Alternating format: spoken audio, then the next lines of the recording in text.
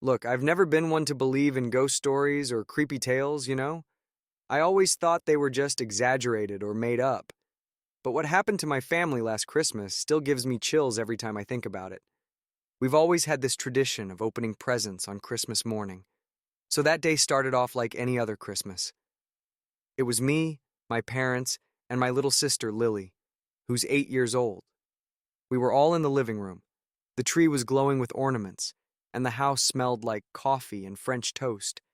Everything felt normal until after we opened our gifts and Lily started asking where her teddy bear went, the one she had just unwrapped. It was this cute little brown bear with a red bow tie. I'd picked it out for her myself. We all laughed and told her to check again because the living room was a mess with wrapping paper everywhere. But she kept saying, "I put it right here next to me." We spent the next few minutes helping her look for it. We lifted up cushions, checked under the couch, dug through the piles of wrapping paper. Nothing. I figured maybe she'd taken it to another room without realizing it. So I went to check her bedroom. Again, nothing. It was odd, but at that point, nobody was too worried. My dad even joked that Santa must have changed his mind and taken the bear back. We all laughed, but I could tell Lily wasn't amused. She looked kind of uneasy. We moved on with our day, but then things started getting really weird. A couple hours later, my mom couldn't find the earrings she'd just opened as a gift. We tore through the house looking for them. Then my dad noticed his new watch. The one I'd given him was missing too. He'd left it on the coffee table, and now it was just gone. The whole vibe in the house started to shift. That's when everyone started eyeing each other, kind of suspiciously. My mom, trying to lighten the mood, joked that maybe one of us was playing a prank. But no one was really in the mood for jokes anymore. Poor Lily was sitting quietly in the corner, clutching another gift like she was scared it'd disappear too. My dad tried to brush it off, saying maybe someone had left a window open and some animal had gotten in. But that didn't make sense. The bear, the earrings, and the watch had just vanished, like they were never there. Plus, it was freezing outside, and all the windows were locked. That's when my mom noticed something weird. Footprints in the snow outside leading up to the back door, but none going back. The prints were big, like someone wearing heavy boots, and they didn't make any sense. My dad went to check the back door and confirmed it was locked. Still, he looked uneasy. He grabbed a flashlight and went outside to take a closer look. The footprints just stopped in the middle of the yard, as if whoever made them had disappeared into thin air. When he came back inside, the tension in the room was heavy. My mom started saying we should call the police, but my dad thought that might be an overreaction. He said the footprints could have been from a neighbor or delivery guy who'd passed by earlier. But you could tell even he didn't believe that. He kept pacing, checking the house to make sure no one else was inside. And then, out of nowhere, Lily screamed. I ran to the living room, where she was pointing at the Christmas tree, her face pale. "There's a piece of paper there," she said, her voice shaking. I walked over, thinking it was just some tag or card we'd missed. But it wasn't. It was a crumpled piece of paper, folded up and kind of dirty. I opened it, and my heart started racing. The message was written in shaky, weird handwriting. It said, "Enjoying the gifts? I'll be back later to collect the rest." I froze for a second, my mind blank. Then I showed it to my parents, and you could see the realization hit everyone at once. This wasn't normal. Someone had been in our house while we were there, or worse, they still were. My dad grabbed a knife from the kitchen and started checking every room in the house. He opened closets, looked under the beds, even checked the attic, but he didn't find anything. Meanwhile, my mom was frantically trying to call the police, but the line was busy, probably because it was Christmas and everyone was calling about something. I stayed with Lily, trying to calm her down, but I was just as scared. It didn't make sense for someone to have gotten inside. All the doors were locked, and so were the windows. My mind kept going back to the note, wondering what later could mean. That's when my dad came back into the living room and said, "There's no one here, but someone messed with the kitchen window." There are marks outside. He was right. It looked like someone had tried to force the window open. But again, there were no footprints leading away from it. After that, none of us could relax. My mom finally got through to the police, but they said that since no one had seen the intruder, and there were no signs of forced entry, there wasn't much they could do other than send a patrol car to check the area. That didn't help at all. My dad suggested we spend the rest of the day at my aunt's house, but my mom didn't want to leave the house empty in case someone really did come back. I was starting to agree with the idea of leaving when Lily suddenly started crying. She was pointing to the corner of the room near the fireplace and kept repeating, "He was there. He was there." I felt a chill run down my spine. We all looked toward the corner she was pointing at, but of course, there was nothing there. Still, the way she said it, you could see in her face that she wasn't making it up. She was genuinely terrified. My dad tried to calm her down, saying she must have imagined it, but I knew she wasn't lying. I started feeling uneasy about that corner too. I can't explain it. It was like the air over there was colder, different from the rest of the room. My mom suggested we say a prayer, and even though my dad isn't very religious, he agreed. We all gathered near the tree, holding hands, while my mom tried to pray. But before she could finish, the lights started flickering. At first, it was slow, like a power surge, but then they went out completely. We were left in the dark, with only the blinking red and green lights from the Christmas tree. And that's when we heard it. A loud thud coming from the fireplace, like something heavy had fallen inside. My dad reacted first. He turned on the flashlight on his phone and headed straight for the fireplace, while my mom tried to comfort Lily, who was clinging to her and sobbing uncontrollably. I didn't want to follow him, but something compelled me to go, even though my legs were shaking. When he shined the light into the fireplace, all we could see were ashes and charred pieces of wood. But then he poked one of the logs with the tip of the knife, and there it was, Lily's teddy bear. The same brown teddy bear with the red bow that had disappeared earlier was now sitting there, its fur singed and smelling like smoke. My dad looked at me, and though he didn't say a word, I could see the fear in his eyes. How did it get there? And more importantly, who put it there? That's when the lights came back on, but the living room felt different. The air was heavier, almost suffocating. The Christmas tree was still blinking, but something was wrong. The ornaments were all on the floor, as if they'd been ripped off, and the most chilling thing? All the presents that had been under the tree were gone. Every single one. Even the crumpled wrapping paper that had been scattered earlier had disappeared. My dad started mumbling about calling the police again, but before he could finish his sentence, we heard it. A laugh. Deep, guttural, and muffled, echoing through the room. It didn't seem to come from one place. It felt like it was everywhere at once. It shouldn't have been possible, but at that moment, we all had the same horrifying realization. It sounded like Santa Claus laughing. The laughter stopped as abruptly as it started, but the feeling that we weren't alone lingered.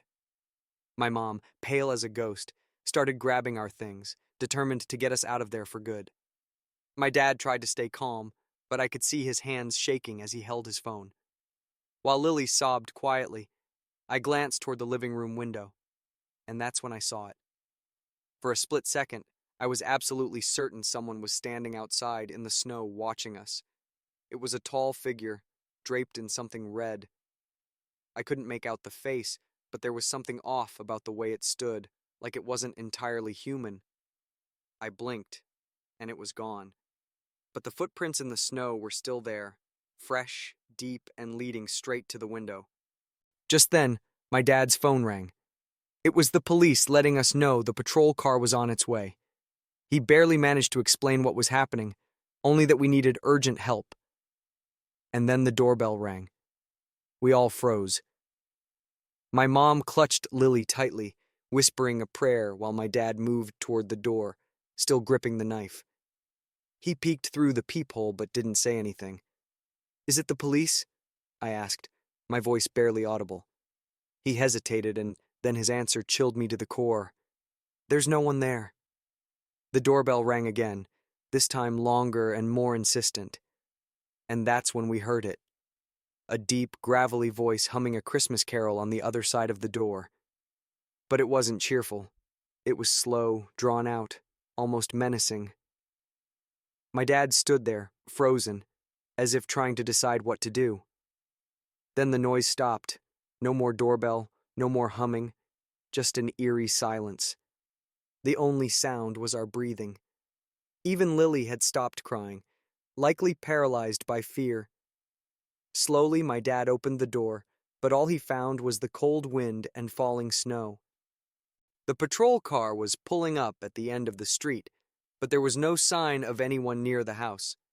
The footprints that had been in the snow earlier were gone, as if they'd never existed. But taped to the inside of the door was another note, and this one was worse than the first. It read, "See you next Christmas." The police arrived moments later, but they didn't find anything unusual. My dad explained as best he could, but I don't think the officers fully believed him. They suggested it was probably just a cruel prank, since there were no signs of forced entry or theft.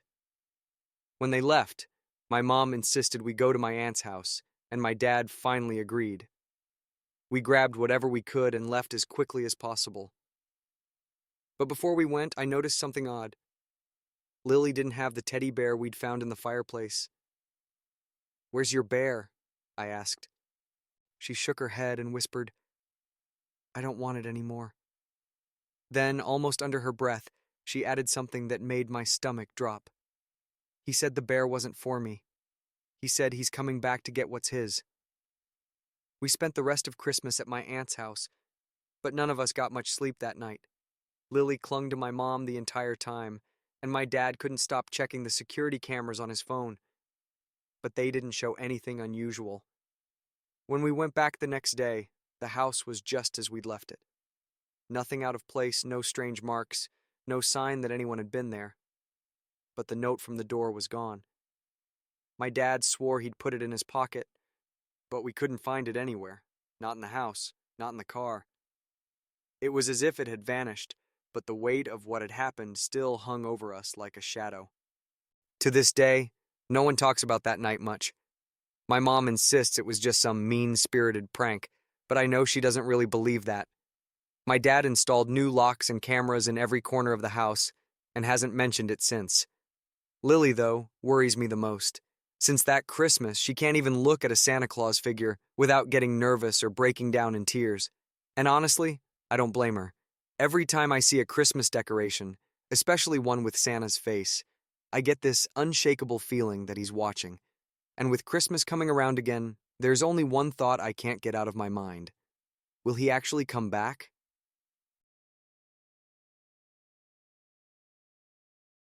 Please subscribe our YouTube channel.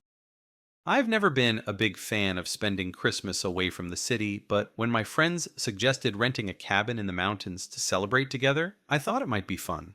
The plan was to keep it simple. Lots of laughs, Christmas movies, and way too much food. The cabin was deep in a dense forest, and the only way to get there was a winding road that felt like it went on forever. When we finally arrived, everything seemed perfect. Snow was falling gently, covering everything with that magical glow you only see this time of year. The cabin was rustic but cozy, with a massive fireplace in the main room. We spent the first day decorating the place with lights and ornaments while sipping hot chocolate. It was exactly what I'd pictured for a Christmas getaway with friends.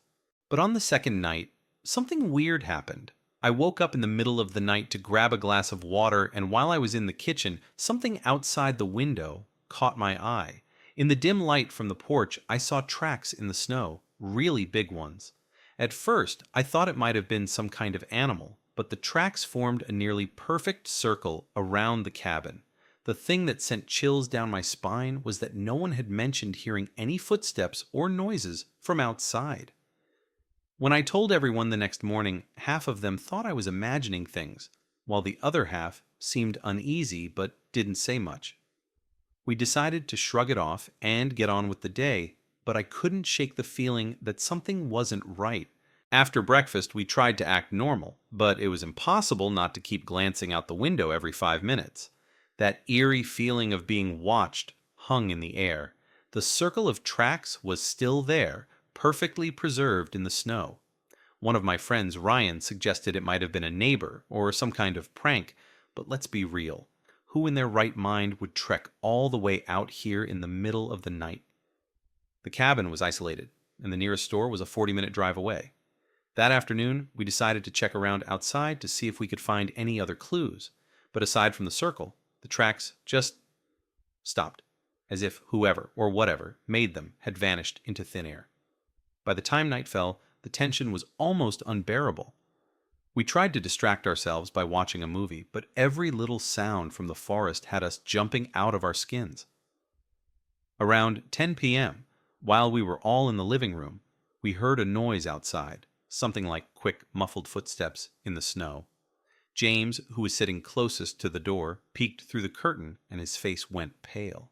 "There's someone out there," he whispered. We all ran to the window, and that's when we saw it.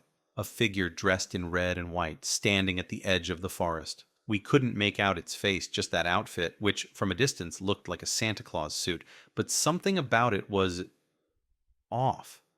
The fabric looked dirty or torn, and the figure just stood there, completely still, staring at us. No one said a word or even thought about going outside.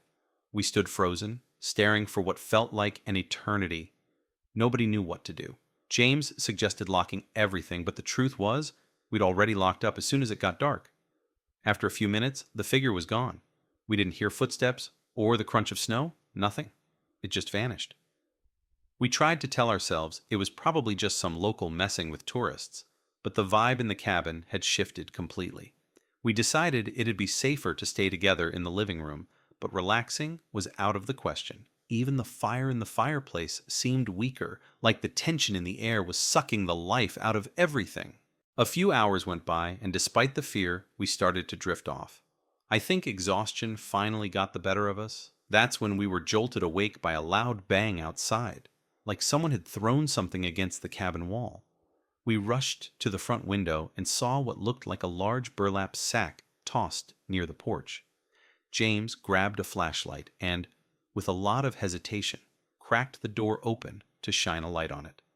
As soon as the beam hit, my breath caught in my throat. The sack was stained with something red. I couldn't tell if it was paint or blood, but what really chilled me was what was inside. It was full of broken toys, all smeared with that strange liquid. But the worst part was the little Santa hat, torn and crumpled, sitting on top of the pile. After seeing that, James slammed the door shut and locked it as fast as he could. None of us wanted to go outside again. We all sat on the floor in the living room, looking at each other, trying to make sense of what was happening. Every theory we came up with was crazier than the last, from some sick prank to something supernatural. The longer we sat there, the more it became clear. We weren't alone. The noises started getting more frequent, slow, dragging footsteps around the cabin, something scratching lightly against the wooden porch, even a muffled laugh that sent Deborah into tears. But the worst part?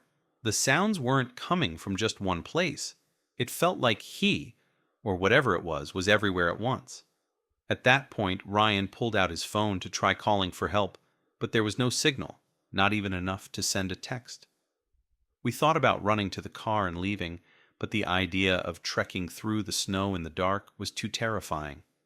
That's when we heard movement on the porch. It was rhythmic, like footsteps, but heavier than anything a normal person would make. The Christmas lights we'd hung up outside started flickering, and a shadow appeared at the edge of the window. It was close, way too close. It felt like it was watching, waiting. And then, without warning, there were 3 loud knocks on the door. These weren't normal knocks. They were so forceful, it felt like whoever was outside was trying to punch straight through the wood. The sound made my heart stop. None of us moved. None of us dared to make a sound. It felt like the air inside the cabin had turned to lead, pressing down on us. After what felt like an eternity, the knocking stopped. We sat there, frozen, straining to hear anything that might tell us if it was gone. All we could hear was the creak of the cabin's wood and the wind outside. And then we heard it. A low, drawn-out ho ho ho coming from outside. It wasn't cheerful like the Santa Claus laugh we all know. It was grotesque, distorted, like something mocking us. The sound seemed to come from everywhere at once, surrounding the cabin. James, ever the brave one, decided he needed to see what was going on. Before any of us could stop him, he grabbed the flashlight again and headed to the kitchen window, which faced the opposite side of the cabin. He peeked through the crack, and I'll never forget the look on his face. His skin turned ghostly pale as he whispered, "He's on the roof." None of us moved. The idea of that thing being right above us, watching us, sent waves of panic through the room. Before anyone could react, we heard the sound of something heavy sliding across the roof. We all bolted to the center of the living room, huddling together like it would somehow protect us. But deep down, we all knew there was nothing we could do. We were completely defenseless. The sound of something heavy dragging across the roof kept getting louder, moving back and forth with a deliberate, calculated slowness. With every shift, it felt like the entire roof might cave in. I was sweating, trying to steady my breathing, but the thought that it could come inside at any moment was driving me insane. And then we heard the strangest sound yet, a faint metallic jingling, like a bell, soft but offbeat, wrong somehow. It seemed to come directly from the chimney. We all stared at the fireplace, unable to believe what was happening. Then, without warning, the cabin lights flickered and went out. The silence that followed was so complete that my ears started ringing. James turned on the flashlight and aimed it at the fireplace. I wanted to believe it was just my imagination, but I swear I saw something moving inside, a shadow, twisting unnaturally. "He's coming in," Deborah whispered, tears streaming down her face. When James shone the light again, something fell from the chimney, at first just ash and soot, but then a torn piece of red fabric. That was enough to send us running. We all scrambled upstairs to the largest bedroom, barricaded the door with furniture, and locked it. Deep down, we knew it wouldn't make a difference, but it was all we could do. As we huddled in the room, the sound of heavy footsteps began climbing the stairs. Each step creaked loudly, as if it wanted us to know it was coming. Deborah sobbed quietly in the corner, while James desperately used his phone as a flashlight, searching for any kind of escape. There was no window, no way out. We were trapped. The footsteps stopped right outside the door, and for a moment, everything went quiet again. Then we heard it, that grotesque, drawn-out ho, ho, ho. This time it was so close it felt like it was inside our heads. The banging on the door started again, harder and more violent than before, shaking the wood and the makeshift barricade we had piled up. And then, just as suddenly as it started, it stopped. No more footsteps, no more laughter, no more banging. We stayed frozen, barely daring to breathe, for what felt like an eternity. When we finally mustered the courage to open the door, the hallway was empty. We crept downstairs, and the cabin looked normal, like nothing had happened. But outside was a different story. The footprints were back, forming that same perfect circle around the cabin. This time, though, there were long lines alongside them, as if something had been dragged through the snow. In the center of the circle, where the sack of broken toys had been, there was a single message etched into the snow. "See you next Christmas." None of us said a word. We grabbed our stuff as quickly as we could and got out of there before sunrise. To this day, none of us really knows what happened that night. We don't talk about it, and none of us is willing to spend Christmas in a remote cabin ever again. But sometimes, late at night, when I look out my window during this time of year, I get the feeling that someone is watching me. And deep in the back of my mind, I can still hear that same low, distorted ho ho ho echoing. Please subscribe our YouTube channel. It all started at the office Christmas party, held on the Friday before the holiday. It was a small event, just for employees, nothing fancy. As is tradition, everyone brought something to share, from classic holiday dishes to bottles of cheap wine. The vibe was laid back, and the meeting room, which usually smells like stale coffee and stress, was decked out with colorful lights and a slightly crooked inflatable Santa. I remember thinking it was one of the most relaxed moments of the year. Everyone laughing, drinking, and forgetting, at least for a few hours, about impossible deadlines and endless meetings. That's when I noticed him. He was leaning against the buffet table, holding a cup of punch. He was wearing a red sweater with embroidered reindeer, the kind you'd see in some generic Christmas commercial. But there was something about him that bugged me. It wasn't like he looked sketchy or out of place. He actually seemed pretty friendly, smiling and nodding as if he was really into whatever conversation he was pretending to listen to. The thing is, I've worked in this office for 3 years, and I know pretty much everyone. Even if he was someone's plus one, I figured I'd at least have heard about him. I asked Anna, the coworker who sits next to me, who the guy was. She just shrugged and said she thought he might be dating someone in legal. That calmed me down for a bit, but even then, something still felt off.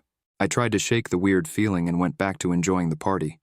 By around 9 p.m., people were starting to drift out, some heading home, others too drunk to notice much of anything.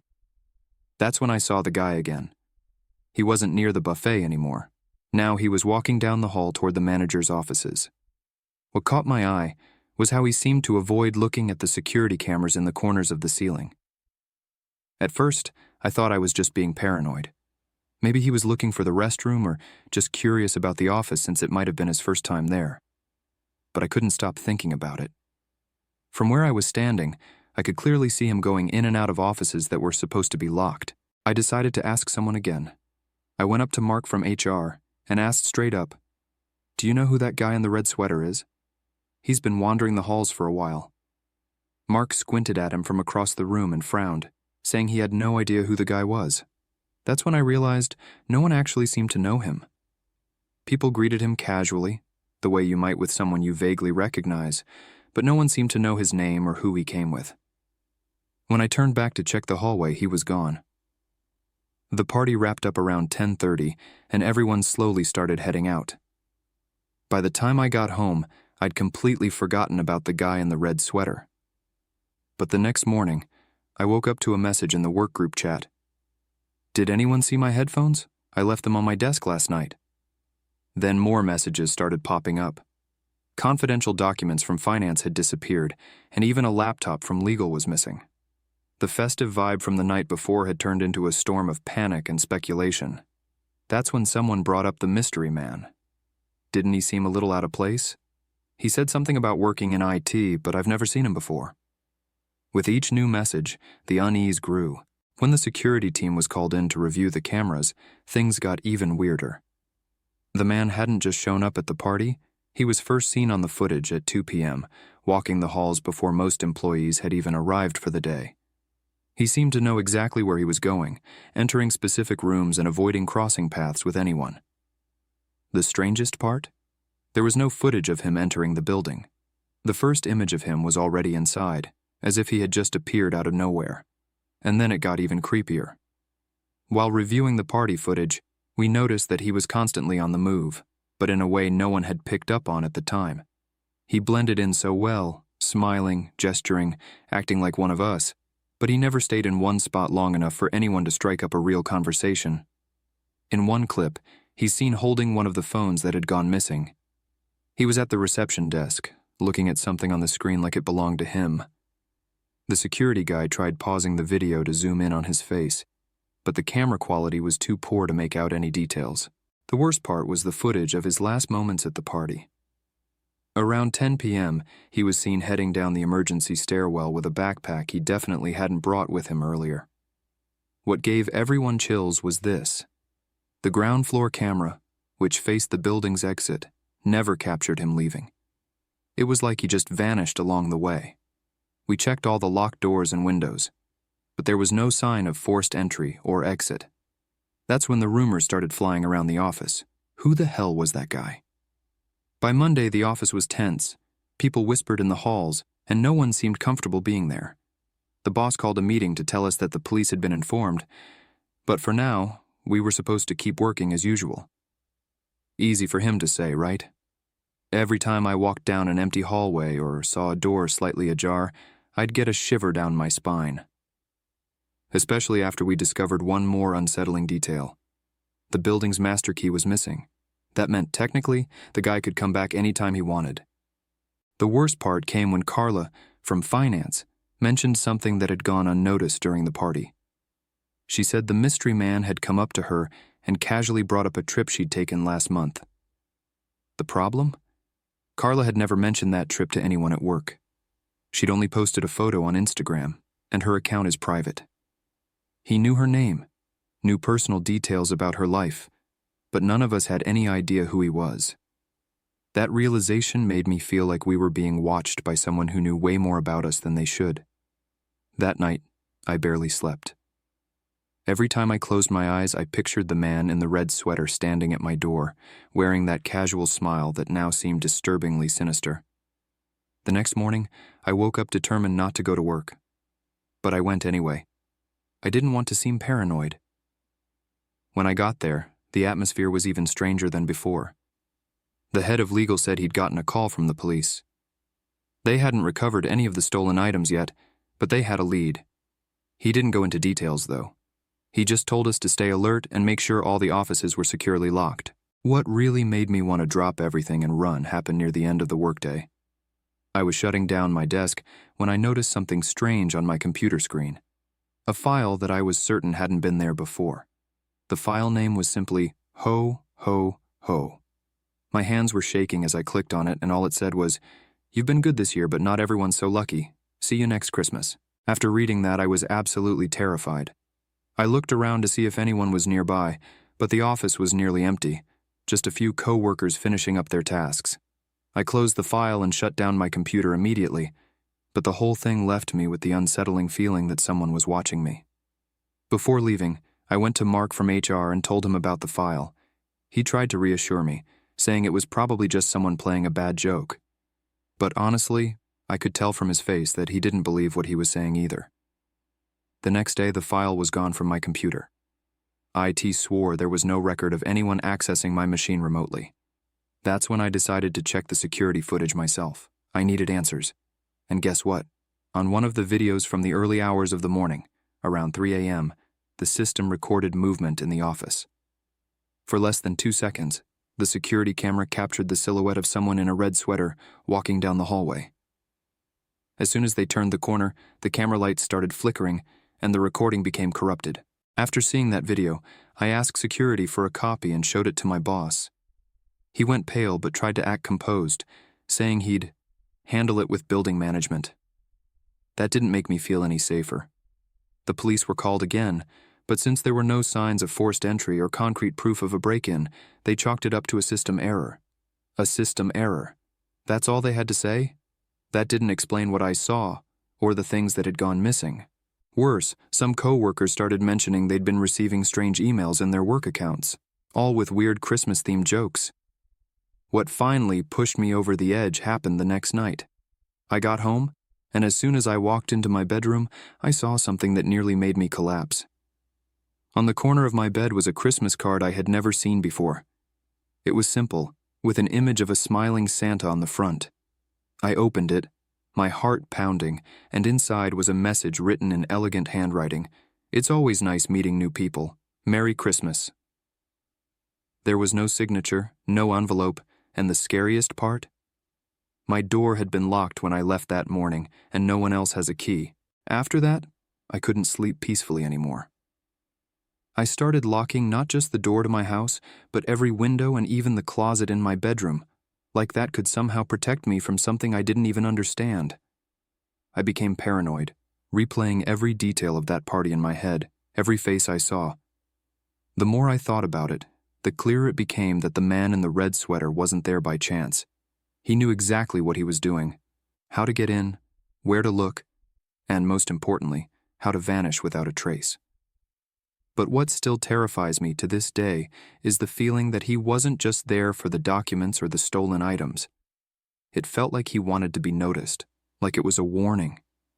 Even after the holiday season ended and the office tried to go back to normal, I could never feel safe there again. The building felt off. Every time I walked down the hallways at night or stayed late to finish something, I had the eerie feeling of being watched.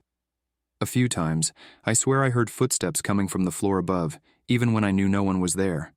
I requested a transfer to another department the following month, and luckily, it was approved. But to this day, whenever Christmas comes around, that feeling comes back. And I've never been able to look at a red sweater without a chill running down my spine. Whenever I tell this story to someone, they always try to come up with logical explanations. They say it was probably just a clever thief who used the party to blend in. Or maybe it was someone from the outside trying to gain access to company information. But I know there's more to it than that. That man seemed to know things he couldn't possibly have known, like people's names and personal details about their lives. And that Christmas card? I've never been able to explain it. I still have it, tucked away in the back of a drawer as a reminder that some things just don't make sense. I know it might sound crazy, but something tells me he wasn't just there to steal. He wanted us to know he'd been there, as if it were some sort of game, a message. That's why every time I see Christmas lights starting to go up around the city, I feel that same chill. To this day, I have no idea who or what he was, but I'm sure of one thing. He'll show up somewhere else at another Christmas. I just hope I never have to cross paths with him again.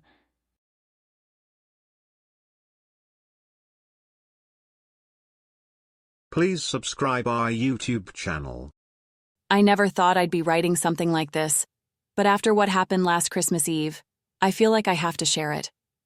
I'm a single mom, living with my 6-year-old son Matthew in a small but cozy house. Christmas has always been a special time for us. I go all out decorating the house, setting up the tree with him, and leaving cookies out for Santa. Last year we stuck to our usual routine, and on Christmas Eve, after making sure Matthew was tucked in bed, I stayed up late wrapping the last few presents. Everything seemed fine, until he showed up in the living room around 2 a.m. with this scared look on his face. Matthew said he'd heard footsteps in the house. My first instinct was to brush it off, tell him it was just his imagination, maybe a dream. But he didn't let it go. He looked up at me with those big, serious eyes and whispered, "Mommy, he was walking near the kitchen." That sent a chill down my spine, but I tried to play it cool. I walked him back to his room, checked to make sure everything was okay, and got him back into bed. But as I headed back to the living room, I noticed something that made my stomach drop. The back door was slightly open. I was absolutely certain I had locked it before bed. Trying to stay calm, I went straight to the door, quietly closed it, and locked it again. My heart was racing, but I tried convincing myself that maybe I had just forgotten to lock it, though I knew that wasn't like me at all. Still, I grabbed my phone and did a quick check of all the windows and doors in the house. Everything else was locked, but that uneasy feeling, that sense of being watched, just wouldn't go away. I went back to the living room and sat on the couch, trying to shake it off. That's when I noticed something I hadn't seen before: wet footprints on the floor. The footprints started at the back door and led toward the kitchen. They looked fresh, with little puddles of water here and there. My whole body froze. I turned to look toward the kitchen, and a cold wave of fear washed over me. I knew they couldn't be ours. Neither Matthew nor I had left the house that night. Summoning every bit of courage I had, I followed the footprints, holding my phone with the flashlight on. The trail went through the kitchen and down the hallway, as if someone had walked calmly through the house. But the part that truly terrified me was where the footprints stopped, right in front of Matthew's bedroom door. I stood there for a moment, paralyzed. The door was slightly ajar and the room was silent. My mind raced with every worst-case scenario. Could someone really have gotten in? Were they still in there? I took a deep breath, trying to steady myself, and slowly pushed the door open. Matthew was asleep, lying on his side with the blanket pulled up to his chin. Everything seemed normal, but my eyes went straight to the window. That's when I saw it. The lock was undone, and the window was cracked open just a bit. I shut the window and locked it immediately, but my mind was spinning, torn between panic and a fierce protective instinct. There was no way someone could have gotten out of the house that fast, but it didn't make sense for the window to be open. I always check before bed. I crept out of the room, trying not to make a sound, but as I stepped back into the hallway, I heard something from the living room. It was a faint creak, like the couch shifting, as if someone had just sat down or stood up. My whole body went stiff and I nearly dropped my phone. Moving as quietly as I could, I started toward the living room, avoiding the floorboards that creaked. But before I even got there, a strange smell hit me. It was a mix of smoke and something sweet but also sickening, like burnt sugar, but not quite. The smell made my stomach turn. When I got to the living room, the sight froze me in my tracks. A man was standing there, his back to me, right in the middle of the room near the Christmas tree. He was wearing a dirty, heavy red coat, and something that looked like a hat was slung over his shoulder. My heart nearly stopped. He wasn't moving, just standing there, staring at the tree. I don't know where I found the strength, but I managed to whisper, almost without thinking, "Who are you?" He didn't answer. He tilted his head slightly like he heard me, and that's when I noticed the sack he was holding. It was large, made of thick fabric, and looked heavy. It was nearly dragging on the floor. I started to back away, but before I could take more than a couple of steps, he turned to face me. He wasn't the Santa Claus from the stories or pictures. His face was pale, almost gray, with a long, scraggly beard, and his eyes, those eyes were sunken, like he hadn't slept in years. He smiled, but it wasn't a friendly smile. It was more like a grimace, forced and utterly wrong. I could barely breathe. He took a step toward me, and in that moment, my instincts kicked in. I bolted straight to Matthew's room, slammed the door shut, and shoved the dresser in front of it. As I struggled to barricade the door, I heard slow, deliberate footsteps in the hallway. They were heavy, like he was dragging his feet on purpose. My heart felt like it was going to burst out of my chest, and all I could think about was Matthew, still asleep, blissfully unaware of what was happening. With trembling hands, I grabbed my phone and tried to call the police, but there was no signal. I don't know if it was just my nerves or if something was actually interfering, but at that moment it didn't matter. The only thing I could do was stand there, frozen, listening to those footsteps stop right outside the door. For what felt like an eternity, there was silence. No breathing, no creaking floorboards, nothing. Just as I started to think the worst might be over, the silence was shattered by 3 slow, heavy knocks on the door. It was like he knew I was there, waiting. He didn't say anything, but I could feel his presence on the other side. The air in the room felt thick, suffocating. And then, without warning, the knocking stopped. I heard the sound of something dragging on the floor again, moving slowly down the hallway. Tears welled up in my eyes, but I knew I couldn't risk leaving just yet. I waited for about 10 minutes, or at least that's what it felt like. Everything was quiet, but that nauseating smell still lingered in the air. Summoning every ounce of courage I had, I pressed my ear against the door, straining to hear anything. Nothing. Slowly, I pushed the dresser back to its original spot and turned the doorknob as quietly as I could.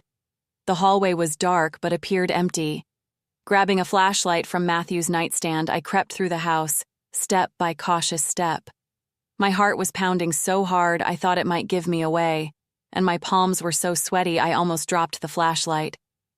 When I finally reached the living room, I felt a momentary wave of relief. There was no one there. But the relief didn't last long. The Christmas tree looked different. The ornaments seemed out of place, like someone had been messing with them. The sack the man had been holding was gone, but on the floor near the couch was something that didn't belong to me, an old golden bell, like the kind Santa Clauses at the mall sometimes carry. It was dirty, with dark stains that looked like rust, or maybe something worse. I didn't have the courage to touch it. The strong smell still lingered in the air, and I knew that even if he was gone, something wasn't right. I went straight to the back door, double-checked all the locks, and stayed there until sunrise, with Matthew sleeping in my arms, completely unaware of the nightmare we had just survived. When morning finally came, I called a close friend and asked him to come over. I didn't want to be alone, and saying everything out loud felt almost surreal. While I waited, I started working up the courage to go over the details of the night before. The footprints were gone, as if they'd never been there, but the golden bell was still in the exact same spot I'd found it. When my friend arrived, I told him everything. He looked around trying to calm me down, saying it might have been a bad dream, or maybe someone really had broken in but left before doing anything worse. But I knew it wasn't that simple. A few days later, Matthew came up to me while playing with his Christmas toys. He was holding a Santa Claus figurine he'd gotten the year before, and without realizing the weight of his words said, "Mommy, he came back, the Santa from the other night.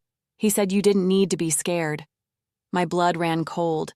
I asked him what he meant, but he just shrugged, like it was the most obvious thing in the world, and went back to playing. To this day, I don't know what really happened that night. I never smelled that scent again, and I threw the bell away. But every time Christmas comes around, I can't help but avoid thinking too much about it. And every time I hear a creak in the house at night, I hold my breath, hoping I won't hear those footsteps again. Please subscribe our YouTube channel. It was Christmas Eve, and the night was unusually quiet. The kind of quiet that feels a little off on such a busy day. We had just finished dinner, and the kids were buzzing with excitement, counting down the minutes until they could open their presents the next morning. Around 11:30 p.m., while I was washing the dishes, the doorbell rang. It felt odd, since it was way too late for deliveries or visitors, but I didn't think too much of it. My husband went to answer the door and came back with a medium-sized box, wrapped in plain paper. Not much decoration.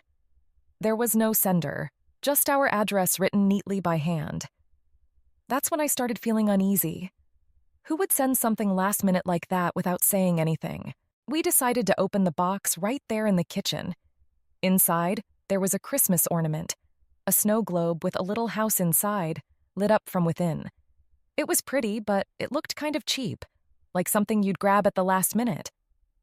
The real issue, though, was the strange vibe it brought. My husband joked that maybe it was from a neighbor or a relative trying to be funny.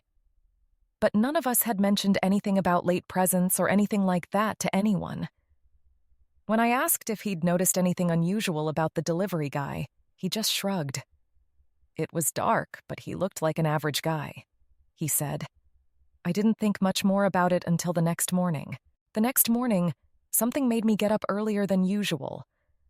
I think I was still unsettled by the delivery the night before. When I went to the door to grab the newspaper, I noticed the lock looked off. It had scratches on it, like someone had tried to force it open. I called my husband, and together we started checking all the other doors and windows. That's when we realized every lock had marks, as if someone had tried to break in. My heart was racing. The first thought that hit me was, did someone try to get in while we were sleeping? We immediately checked the security cameras we had installed a few months ago. They're the kind with night vision, so the footage was clear. When we rewound to the time the package was delivered, what we saw chilled me to the bone. The man who dropped off the box wasn't dressed like a delivery guy. He was wearing plain black clothes, no uniform, no badge, nothing. And the weirdest part? He didn't arrive in a truck or van. He walked out from the middle of the street like he had just appeared there. He left the box at the door, rang the bell, and walked away at a calm, deliberate pace. After seeing that footage, we didn't know what to do. It felt like we'd been singled out, but for what reason? I called the delivery company whose logo was on the label. It was a small logo in the corner, making it look official. They were very clear. They hadn't made any deliveries to our address that night. That's when it hit me. The logo looked fake, like something you'd print at home. That realization made my stomach drop. Whoever this person was, they'd planned everything, down to the details of faking a professional package. Still, what unsettled me the most was the snow globe itself. It seemed harmless, but after what we saw on the cameras, it felt out of place. I picked it up and examined it closely. On the base, there was a small inscription I hadn't noticed before. It said, "Merry Christmas, always." The words were written in gold paint, but it looked like it had been done by hand. Quickly, almost carelessly. I don't know how to explain it, but that phrase sent a shiver down my spine, like it was a personal message that wasn't meant to be there. After leaving the globe on the table, I started feeling like I was being watched, as if something invisible was lingering in the house. Maybe it was paranoia, but the air felt heavier. My husband suggested we change the locks as soon as possible, so we called a locksmith. While waiting, we decided to review the camera footage again, this time checking beyond the moment of the delivery. That's when we noticed something even more disturbing. About half an hour after the man dropped off the box, he came back. But this time, he didn't approach the door. He stood on the sidewalk, completely still, as if he was watching us through the window. He stayed there for about 2 minutes without moving. Then, he simply turned around and walked off, vanishing into the darkness. That was enough to completely shatter any sense of peace I had left. When the locksmith arrived, I showed him the video, and the guy looked visibly uncomfortable. He said he'd dealt with break-ins all the time, but never anything so weird, as he put it.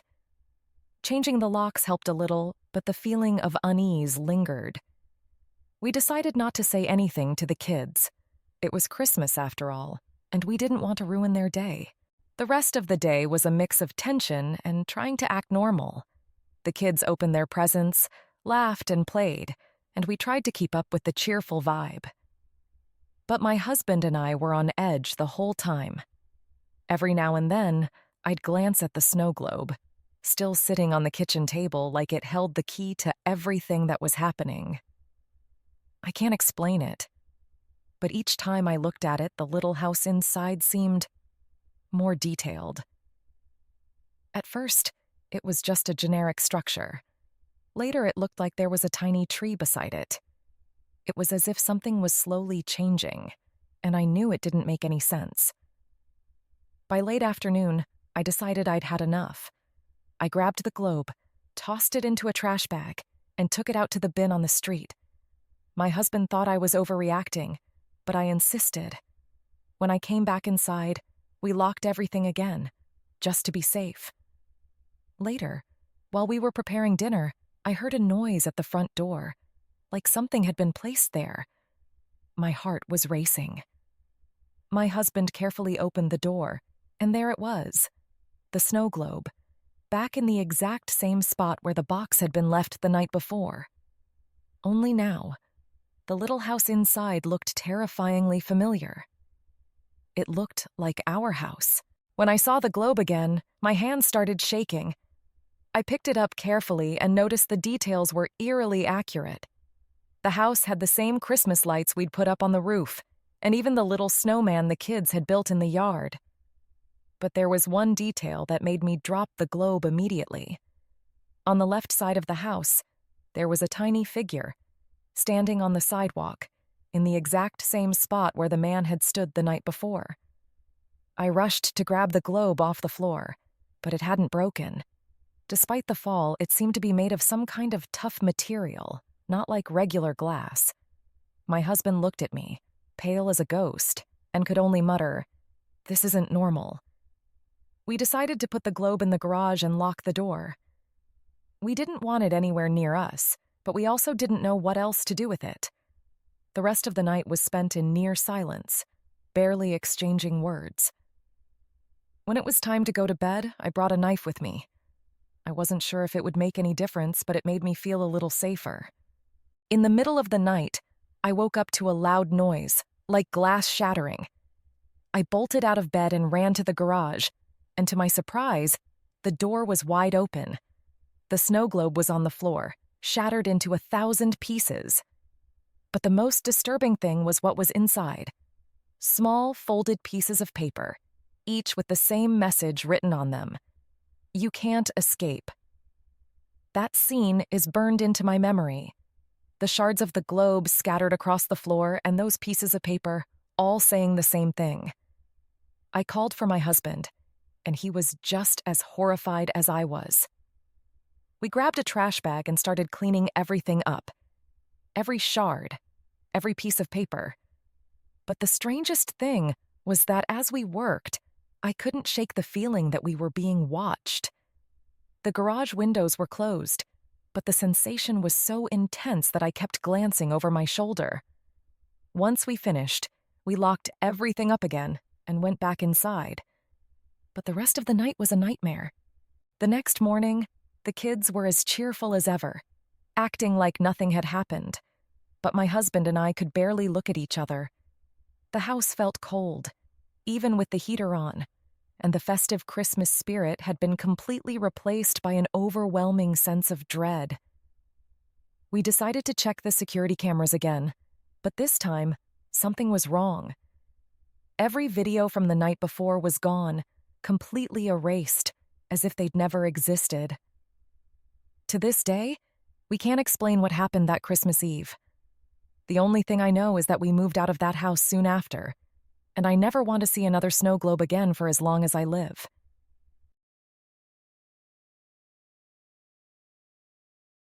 Please subscribe our YouTube channel.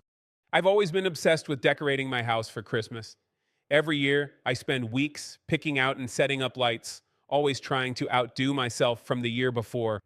My neighbors and I even started this little competition. Who could have the most impressive Christmas display? I love the idea of my house being the talk of the neighborhood, with lights twinkling and creating that magical holiday vibe. But this year, something weird happened. I noticed the lights started disappearing one by one in a way that didn't make any sense. At first, I thought it was just some kids messing around. Typical holiday mischief, you know? That playful end-of-the-year energy. The first few nights, I didn't think much of it. But as more and more lights vanished, a strand here, a decoration there, even some of the Christmas figures I'd carefully placed in the yard, I started getting frustrated. By the fourth night, I'd had enough. I wasn't about to let this slide. I set up a few security cameras in my yard, hiding them among the bushes, hoping to catch whoever was pulling this prank. What I saw the next morning left me speechless and later questioning my grip on reality. When I reviewed the footage, I was stunned.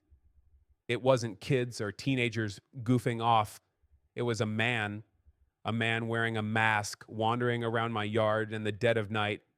But he wasn't rushing or sneaking around like I'd imagined. He was carefully, almost methodically, removing the lights one by one, taking them out to the edge of the field across the street. But that wasn't even the weirdest part. He wasn't just grabbing the lights and stuffing them into a bag or anything. He was arranging them. Out in the field, just a few yards from my house, he was laying them out in some kind of strange pattern. The footage was clear, and his movements were unsettling. He didn't seem hurried or nervous, like someone trying not to get caught. Instead, it looked deliberate, almost ritualistic, like he had a plan, something bigger than just stealing Christmas lights. The next morning, I knew I had to check it out. I couldn't just leave it alone. I was freaked out, but I was also too curious not to see what he'd done with my lights. So just after sunrise, I walked out to the field. My stomach was already in knots, but when I got there, my heart nearly stopped. The lights were arranged in a way that was off, strange. It wasn't random. It was too precise for that. They were laid out in circles with some strands twisted together in patterns that made no sense to me, and yet it didn't feel random. It felt like it was trying to convey something, like a message I couldn't decode. The scariest part, the layout reminded me of geometric shapes, but distorted, like they were almost forming something, but not quite. It sent a chill down my spine. I felt sick to my stomach, like I shouldn't be there. Every step I took closer, the air around me felt heavier, thicker, almost suffocating. I looked around, searching for any signs of the masked man. Nothing. No footprints, no clues. Just the lights and that eerie pattern in the grass. Something deep inside me was screaming to leave, to get out of there. But before I could move, I heard it. A faint sound, like something being dragged. I whipped around, and that's when I saw it. A shadow slipping between the trees at the edge of the field. My blood ran cold. I froze for a moment, trying to process what I had just seen. The shadow vanished as quickly as it appeared, but the feeling of being watched only grew stronger. I had no idea what to do. My mind was racing, but something snapped me back to reality. The overwhelming urge to run was pounding in my chest, but some part of me whispered that I needed to understand what was happening, even if it meant putting myself at risk. So, with my heart pounding, I decided to go back inside and wait for the next night. I didn't know exactly what I was expecting, but I felt like I was on the brink of something far more sinister. That night, I prepared everything. The cameras were adjusted perfectly, and I sat in tense anticipation, hoping to catch something, anything that could give me answers. As the hours passed and the house grew quieter, I couldn't stop glancing out the window, waiting for him to return. Fear was eating me alive, but I had to see it for myself to understand what he was really doing. And as expected, he appeared again. But this time, instead of taking the lights and arranging them in the field, he came closer to the house. He was nearer now, almost like he was watching me. My whole body was trembling, but I couldn't look away. He walked up to the front door and just stood there, motionless, as if waiting for something. I didn't know whether to call the police or just stay quiet, but what happened next was even more inexplicable. Suddenly, he crouched near the door and began calmly arranging Christmas lights around the entrance to my house. Not randomly. He was precise, eerily so. He was creating a kind of circle, something that looked almost like a mystical design. And the worst part, he was using my own lights. I watched everything on the camera monitor, a knot in my stomach growing tighter with each passing second. The strangest thing was how calm he was. He didn't rush or seem concerned about being caught. It was as if this was something he absolutely had to do right then and there. A shiver ran down my spine as he suddenly looked up, straight into the camera, directly at me. He knew I was watching, but he didn't react. He just kept working on his task. What left me completely frozen was what happened afterward. When he finished arranging the lights in a perfect circle around my door, he stepped back slowly, looking toward the camera again. He didn't run. He didn't hide. He just backed away with the same unsettling calm. Before disappearing into the dark of the night, he turned back one last time. In a low, raspy voice, barely audible, he said something I couldn't fully make out. It sounded like a whispered threat, or maybe a warning. The only part I could clearly catch was him saying something about completing the cycle. I couldn't sleep at all that night. What did it mean? I didn't know, but I felt like something terrible was on the horizon. The next morning, I went to the front door, and to my shock, the lights were exactly where he had placed them the night before. The circle was perfect, and a deep, creeping sense of dread took hold of me. I looked out toward the field, but nothing seemed out of place. There was no sign of him, no sign of the lights that had been spread out there, just silence. It was as if nothing had happened. I spent the entire day trying to make sense of it all, but deep down, I knew this wasn't some prank or misunderstanding. I was being hunted by something I couldn't comprehend, something far beyond any logical explanation. Night fell again, and despite the crushing tension, I knew I couldn't let this continue. I had to face it. As darkness swallowed the street, the fear inside me grew stronger. The sense that he would return was so overwhelming, it felt like my body wasn't even my own anymore. When I looked toward the field again, there he was. Once more, he was arranging the lights into some kind of macabre pattern, but this time, something was different. He wasn't alone anymore.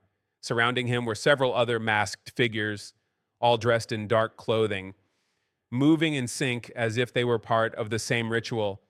A wave of terror washed over me. It wasn't just one person anymore. It felt like they were building something I couldn't begin to understand. I stood frozen, watching from the window, unable to move or think clearly. The sight of the other masked figures left me completely paralyzed. They were arranging the lights in an even more intricate way, now forming something more elaborate, a shape I couldn't fully make out. Fear gripped me so tightly that for a moment I thought I might pass out. What were they trying to create? What was happening? My mind raced with unanswered questions, each one more horrifying than the last. When they finally finished, the original masked man turned to face my house. This time, it wasn't just a blank stare. He seemed to be waiting, calling me almost as if I was the next step in whatever was unfolding. That's when I realized there was no escaping this. I had to confront them, no matter how little I understood or how terrified I felt. With my heart pounding out of control, I decided to leave the house. Each step toward the field felt like it stretched on forever, and the closer I got, the more I felt like I was walking straight into a nightmare. The figures didn't move, they didn't speak, but the tension was suffocating. When I reached the circle formed by the lights, the masked man stepped forward. He didn't say a word. He just extended his hand toward me like he was inviting me to join whatever this was. I didn't know what to do. I wanted to scream to run, but my body wouldn't move. The only sound I could hear was my heart pounding so loudly it echoed in my ears. I stared at his outstretched hand, feeling like I was in some kind of trance. What was this? What did they want from me? I knew I couldn't just ignore it, but every fiber of my being told me that any wrong move could lead to something unimaginable. My breath was shallow and ragged, and I could barely swallow the dryness in my throat. When I finally raised my eyes to meet his, he made a subtle gesture as if urging me to respond. Trembling, I hesitated for a moment. Then, with every ounce of courage I could muster, I reached out and touched his hand. The instant I touched his hand, an overwhelming chill shot through me, making my entire body shudder. The lights around us started flickering wildly, and the ground beneath my feet felt as though it was shifting. It was like time itself had warped. The masked man stepped back, and the figures surrounding me began to move, not away, but in a slow, hypnotic rotation. They were circling around me, their movement strange and rhythmic, pulling me deeper into whatever was happening.